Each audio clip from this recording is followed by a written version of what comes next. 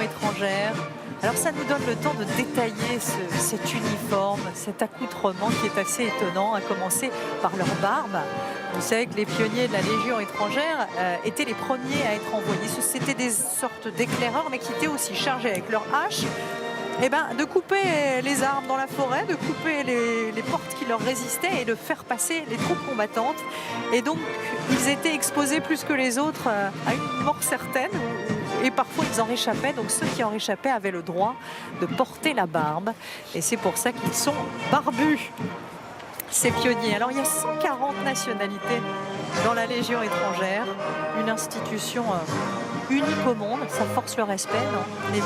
Oui, effectivement, c'est une institution qui intègre des étrangers qui viennent servir la France. Le premier RE qui défile aujourd'hui est chargé justement de sélectionner ces futurs légionnaires qui ne parlent pas français. Donc, une petite précision, on pense toujours que c'est très facile d'entrer dans la Légion étrangère, qu'on accueille absolument tout le monde, même ceux qui ont un passé compliqué. Eh bien, sachez qu'un candidat sur 8 seulement est retenu. Alors on parlait de recrutement, mais c'est pas si facile. Et regardez ce tablier. Le tablier, il existe depuis 1831. Il est en cuir de buffle et il protégeait évidemment, je vous le disais, des éclats de bois. Et il paraît que la barbe aussi protégeait un peu la gorge. Ça, c'est la légende.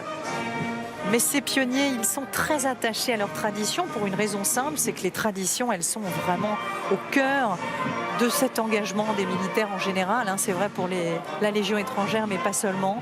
C'est grâce aux traditions qu'on donne un sens aussi à son engagement, au groupe. Ça permet effectivement les traditions sont essentielles à l'efficacité opérationnelle parce qu'en fait, elles permettent de donner du sens à notre action, de se souvenir de l'histoire et de savoir pourquoi on s'engage, pourquoi est-ce qu'on combat.